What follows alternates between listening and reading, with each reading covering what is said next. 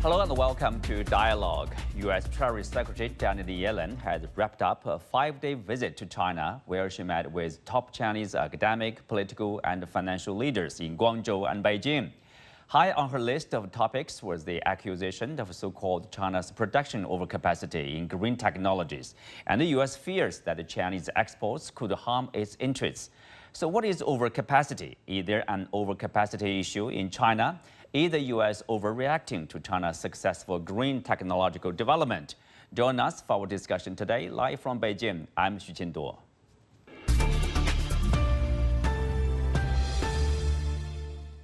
Joining me today are Zhao Hai, Director of International Political Studies at the National Institute for Global Strategy, He Weiwen, Senior Fellow at the Center for China and Globalization, and Paul Gillis, Professor of Accounting at Beijing International Studies University. Welcome to Dialogue. Zhao Hai, I will start with you. So this is the second trip by Secretary Yellen in less than a year's time. So what is the significance of this, the timing, the visit, and what do you make of her visit? Well, I think there's no specific meaning of her meeting other than this is a follow-up meeting to the San Francisco summit. After that, I think two countries have made a lot of arrangement for high-level officials communicating with each other and keep the communication channels open. And I think Janet Yellen's visit shows that the importance of China-U.S. financial economic relations, and she, as the leader of the U.S. side, keep talking with the Chinese side and discussing important issues between the two countries is a very important part of that dialogue. And that shows that China and U.S. continue to make progress under the two leaders' direction, particularly after the recent call between President Xi and President Biden. And I think after that, there will be other high-level officials from the United States coming to visit China, as well as Chinese officials visit the U.S. Fundamentally, this is the effort to maintain stable relations between the two countries, particularly in this election year in the United States. Mm-hmm. So keeping the relations stable and also keeping the channels open, that's more significant in terms of the visit. Professor Paul Gillis, what are your takeaways from Secretary Yellen's visit here? I think what it reflects is the United States and China both want to try to keep the relationship alive. I think it was headed in the wrong direction for quite a long time, and I think they're both hopeful to keep things on an even keel until after the election. All right, stability, and of course, if you look at the topics, during her stay in China, there are quite a few, of course, and so. Mr. He, so what do you think have been probably the key issues raised by Secretary Yellen and probably also concerning the Chinese side too?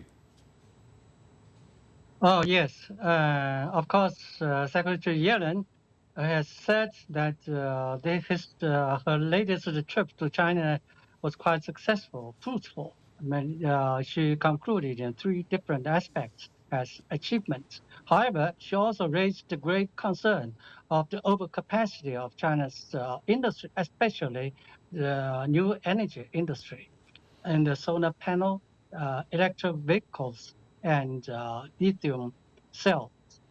And she also said blamed China for industrial policies subsidizing the industry, and so as to make Chinese products too competitive in the world, and comparing the European and the American companies unable to survive. So that's her main target for convincing Chinese government to make changes in these respects. Mm-hmm. But at the same time, there are substantial agreements, like both sides agree to work with each other, such as fighting the money laundry, across national borders, etc. So maybe that's a very positive sign of the two countries to work together in the areas that they feel comfortable. Mr. He? Oh yes, I think they are doing the right thing in the right direction. And they think that because Janet Yellen is the Secretary of the Treasury.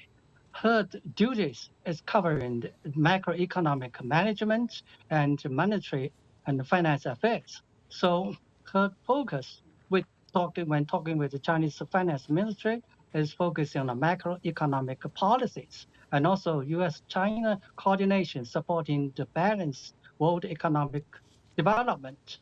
Also, cooperation on the world financial stability, including fighting the financial money laundering and so on and so forth. That is all necessary to keep a healthy financial environment of the world so as to sustain the world economic recovery and development. Yeah, that's had a lot to do with the size of the two economies, of course, the two largest economies in the world. Of course, their cooperation in this respect is critical. Professor Gillis, ahead of her trip to China, Yellen basically talked about what the U.S. calls excess of Chinese production in the green technology sector, EV, lithium battery, of course, solar panel, etc. Tell us, seems overcapacity is a keyword of, or one of the keywords of her visit to China. Tell us, is there a definition? What is overcapacity? Is there a, classical or widely accepted definition of overcapacity?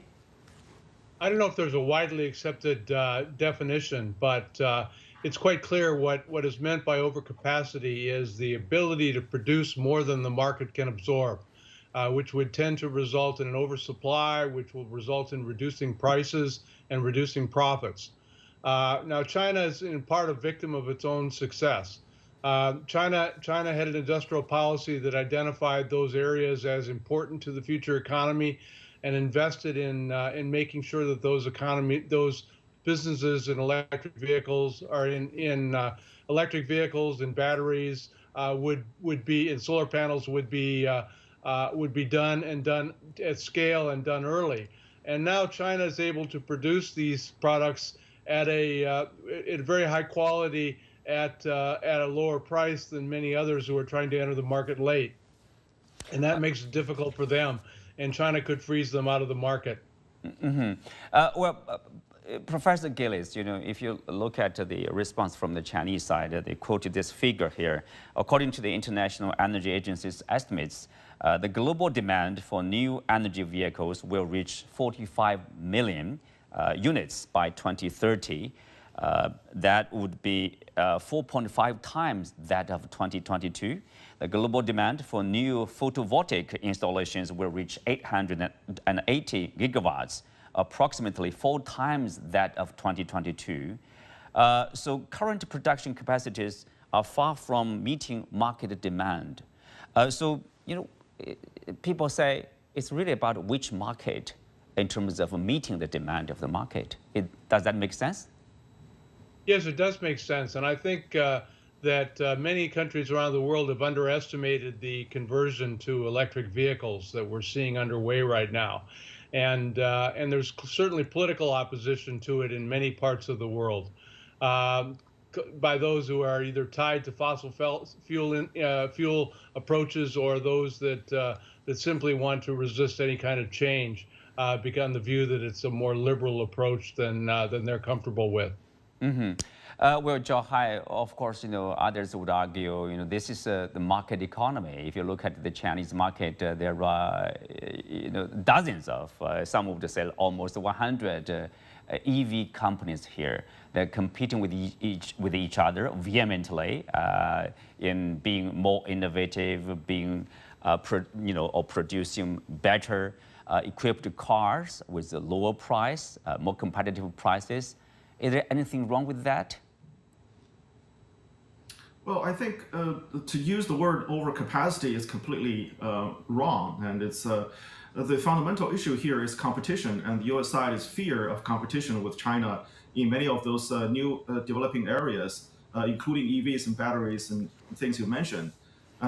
So the U.S. is approaching this from two angles. One is Janet Yellen, Secretary Yellen's angle, which is that China has an overcapacity problem, which means that China's aggregated demand is not enough consume most of the products produced domestically, therefore China exporting to other countries with low price, and that's flooding other countries with cheap products. That means China needs to solve this problem domestically from its own policies. But then there's another angle, which is Jack Sullivan's National Security Advisor Sullivan's angle, which is saying that there's an energy national security problem, which means if China controls the supply chain of the EVs and batteries, that will create the same level of national security problem for the United States, equal to the oil crisis in the 1970s and the natural gas crisis in 2022. So I think in both cases, these are just excuses to shield American industries that the U.S. is using industrial policy to prop up and to basically protect its own domestic industry. That's one reason. Of course, there's an underlying, another hidden reason, which is U.S. election. We all know that Michigan and other industrial states in the United States is the battleground states, and Biden needs to win those states, and he needs the votes of the big automobile industries, including their manufacturing working jobs, those votes, and therefore shielding and keeping Chinese competition outside of the United States is essential to getting those votes. So at this point, I think it's very unconvincing to use the word overcapacity to accuse China to produce more EVs in this area. Just like you said, actually, there's more demand than supply in the world, and that's why Chinese cars are so popular. EV cars are so popular. So at the end of the day, I think we need to have that's why we need to have a dialogue to make sure that the intentions is right and the solutions is right. Otherwise, it will only keep and delay the timing of green energy and new industrial capacity to solve the problem of global climate change. And that's one of the reasons, actually one of the areas that Democrats and President Biden is supporting. So they're having a self-contradicting policies with themselves and also towards China. So that's why, from Chinese perspective, it's not making any sense. Mm-hmm. Professor Gillis, you think the auto workers union important to Biden in states like Michigan, because of this is election year. Of course, candidates like President Biden and Trump, of course, they will compete to be tough on China, to have this policy to protect the workers' interests, for example. So there's an element of political consideration here. Yes, absolutely. I think politics is playing a big part in all of this, and it makes it very difficult to reach a solution. And I don't think anything can be really done until after the election. I think everyone was surprised that we did not see a significant change when Biden came in. We thought he would reverse most of Trump's policies, but he did not do so. And but I think right now the sentiment in America is very anti-China, and I think there's a great desire among U.S. politicians to prevent another occurrence like we saw when so many manufacturing jobs left the United States and went to China, and they don't want to see that happen again. Even though it may be those jobs never even get created if China wins the market in new industries such as EVs. Mm-hmm. Interesting point. We'll get back to that probably. Mr. He, in a market, if you follow the laws of the market, of course, however competition or fierce the competition, how fierce it is, the good thing is like you will have a better price, you have a better quality products. And if they produce something that cannot be sold, the company probably will go bankrupt. That's the law of the market. And is there overcapacity issue? Even there is, probably that's the overcapacity of the individual companies. Why should the U.S. be concerned with that? I think the overcapacity issue of EVs, especially regarding China, should not be proposed by the United States, because China's EV has no threat at all to the U.S. market. If you look at the trade data, you can find that China's automobiles export to the United States last year was minimal. And spare parts of automobiles was exported from China to the U.S. was only $18.5 billion, less than 4% of the U.S. market. So how could China pose the threat to the U.S. workers and the industries?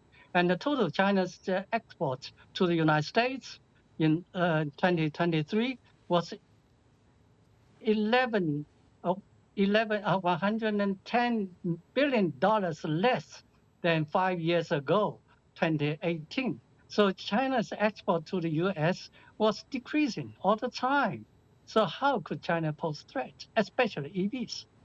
I think this is important for Secretary Yellen because she echoed what the echoes of the United States in the U.S. political ecology, especially in the election year, that China poses a threat to U.S., hurting the American workers and the industries. That's the political correct. So she proposed that and talked that to China. But that is not the right solution. The right solution is China, U.S., the automobiles industry, especially in the EV industry, should cooperate. Because we also see that the CATL, China major leading China's EV cell company, also had good supply contracts with American companies, supplying the cells to the United States and making both win. That's a good solution. Well, you mentioned about cooperation rather than, let's say, the potential or the prospect of a trading war or tariff war, let's say, between the two economies. Now, I have this question for for you and also Paul probably here. That is, if you look at the 1980s, 1990s, the Japanese car industry, that was also perceived as a threat to the U.S. industries. The solution is to have Japanese companies invest in the United States and create jobs and also pay taxes. So that's a win-win solution. What's the likelihood of opening the door for the Chinese investors in the EV in the United States, Mr. He? Mr. He. Oh, yes. Sorry, I was. Go ahead. I think the case of Japan in the 1980s provided a very good example.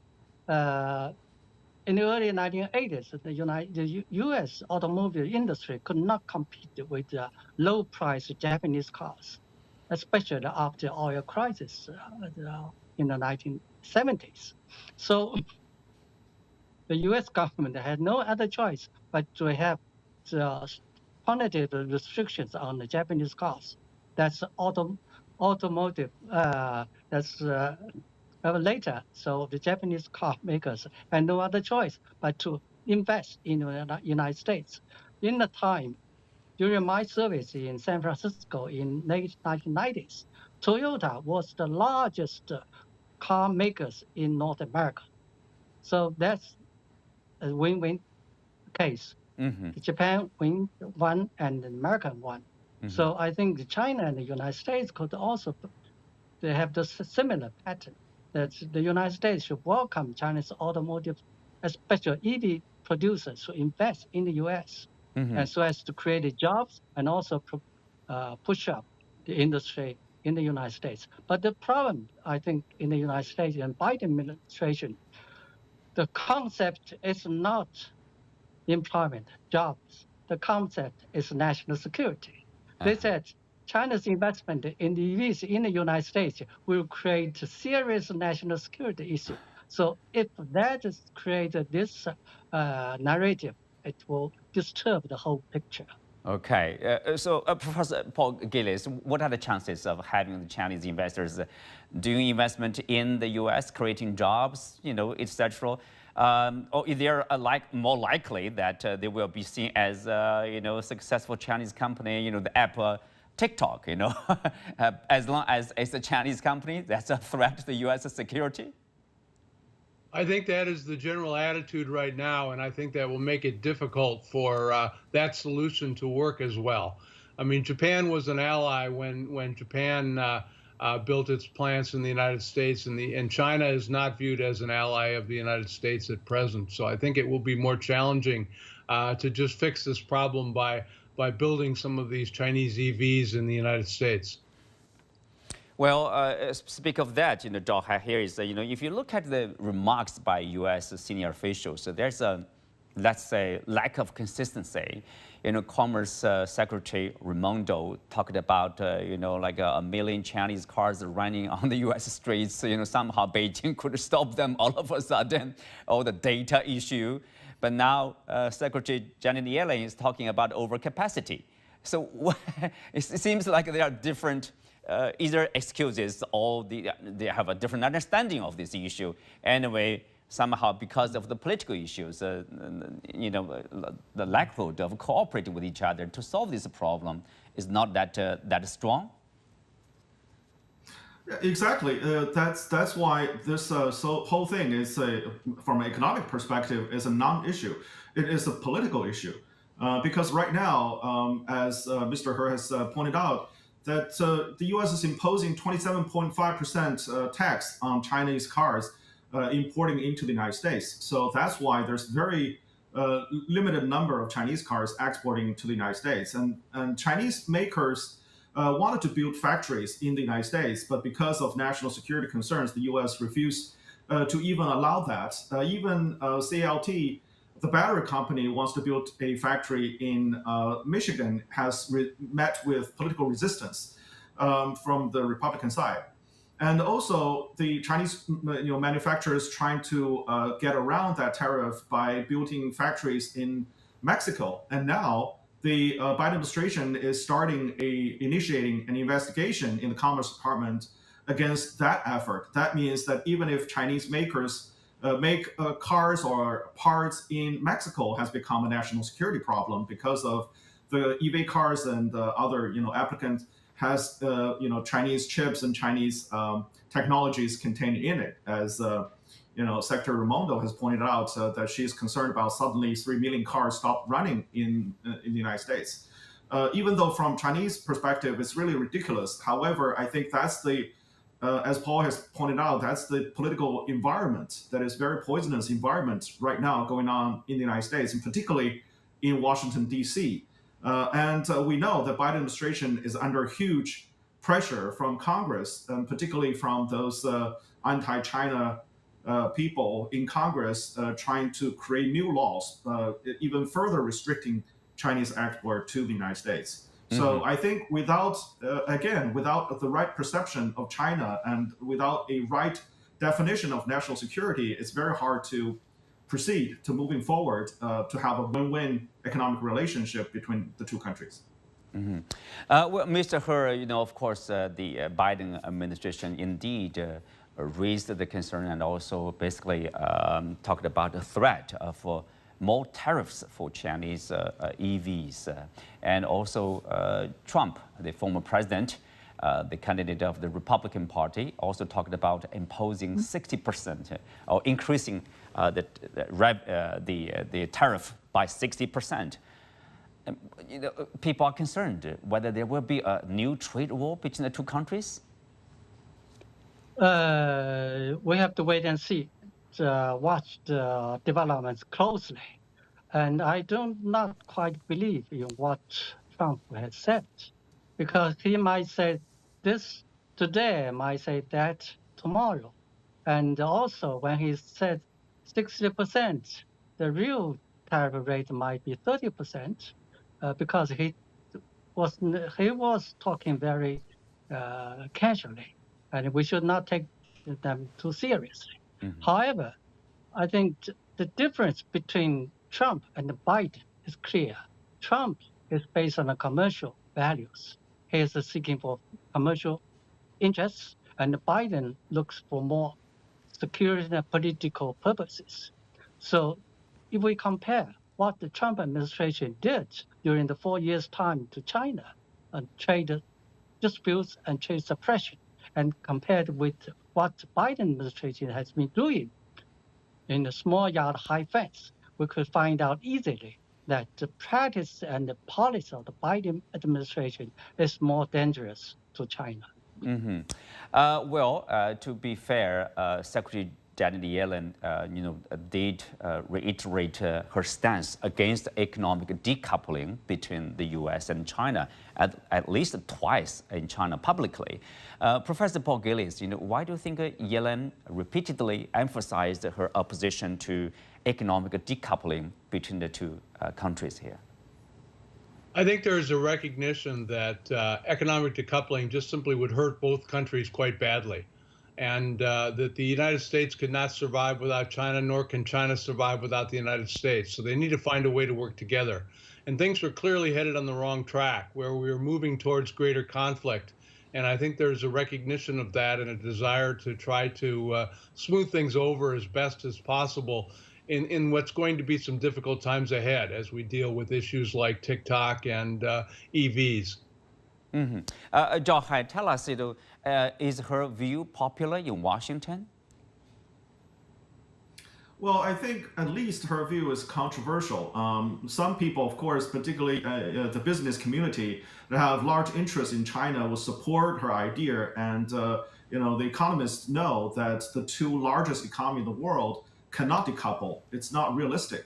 However, there's another group of people, like the former USTR, Lighthizer, has emphasized that he wanted to strategically decouple between China and the United States. So I actually believe that Trump, if elected, will go through with his promise adding tariffs against China, either 50, 60%, doesn't matter, because any higher tariff will dramatically reduce the trade between the two countries. So we're facing real danger moving forward.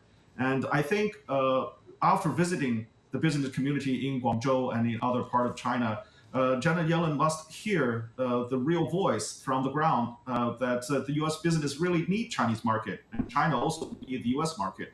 So this is, I think, a very difficult time, and hopefully her voice, or a very rational voice, will prevail in Washington, D.C. in the coming days. But I think that needs time. Mr. He, looking ahead, do you think Yellen's recent visit has helped to pave the way for more exchanges and cooperation between the two countries? Definitely, yes. We should say that although there are disputes and different opinions about the results and deliveries of what the Janet Yellen has resulted from her trip to China, we should say that this is correct steps in the right direction, followed by the course charted by the two presidents of China and the United States. That is San Francisco vision. The China and United States should sit together to have a dialogue mechanism so as to manage differences and avoid conflicts, so as to stabilize the relationship between the two largest economies of the world, so as not only to benefit the two countries, but also benefit the world. So this is, of course, we have the tremendous differences because we have the fundamental differences in the ideology and the value and so on and so forth. However, both countries feel that we have to cooperate. So that is the general big direction. Under this direction, we have to do hard work.